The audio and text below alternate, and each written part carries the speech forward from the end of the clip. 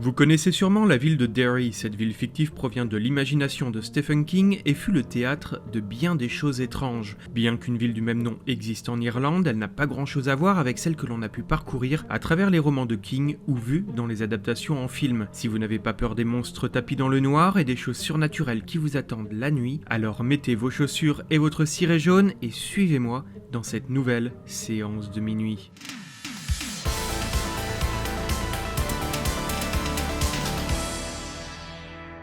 Derry est une ville située dans le Maine, aux États-Unis. Bien que cette ville n'existe que dans les romans de Stephen King, il a tellement bien cartographié ses histoires que l'on pourrait croire tout cela réel. Stephen King a également imaginé d'autres villes comme Castle Rock ou Haven, tout aussi étranges les unes que les autres. Mais Derry est une ville que vous devriez connaître, car même si vous n'avez pas lu les romans, vous la connaissez grâce à l'histoire de Ça, le clown maléfique.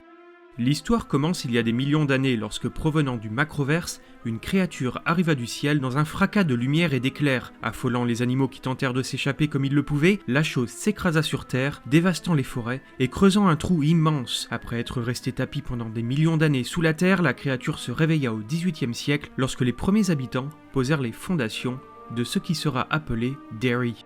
La créature trouva en ces humains une nourriture qui lui convenait parfaitement. Leur imagination, et surtout celle des enfants, était tellement puissante que ça pouvait jouer avec leur peur afin de rendre leur consommation encore meilleure. Son premier règne de terreur durera 3 ans et plus de 300 personnes furent portées disparues. La présence de ça affecte énormément les habitants de la ville qui se trouvent au-dessus de son antre, le point d'impact de son atterrissage se trouvant exactement à l'endroit où a été placé le centre-ville de Derry. De nombreux cas de violence furent reportés à travers les siècles, et c'est souvent cela qui a fait ressortir la créature qui, après chaque période de nourrissage, se remet en hibernation pour une durée d'environ 27 ans.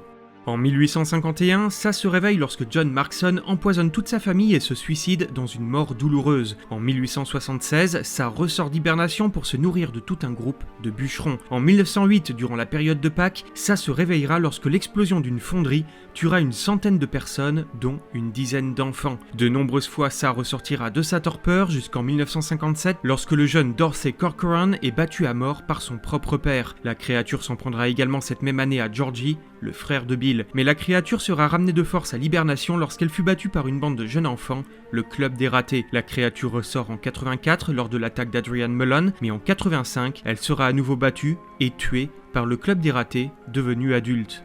À la mort de la créature, une terrible inondation s'abat sur Derry et détruit une grande partie de la ville. Les habitants quittent petit à petit Derry qui finit par se vider, comme si l'influence de la chose qui vivait sous terre était tout ce qui avait permis à la ville de tenir debout, et sans cela, cette dernière se met à mourir. Cette ville de Derry se retrouve dans bon nombre de romans de King, le plus intéressant d'entre eux étant Insomnie, que je vous conseille. Vous y retrouverez des personnages comme Butch Bowers, le père de Henry Bowers, Mike Hanlon du Club des Ratés, qui devenu adulte, travaillait à la librairie de Derry, et vous entendrez parler des Lumières Mortes, de la mort d'Adrian Mullen, et aussi de l'inondation qui ravagea la ville, et pour finir, une référence à la créature de Ça. Mais tout n'est pas terminé pour ça, puisqu'en lisant Dreamcatcher ou encore les Tommy Knockers, on peut se poser la question de savoir si la créature est vraiment morte.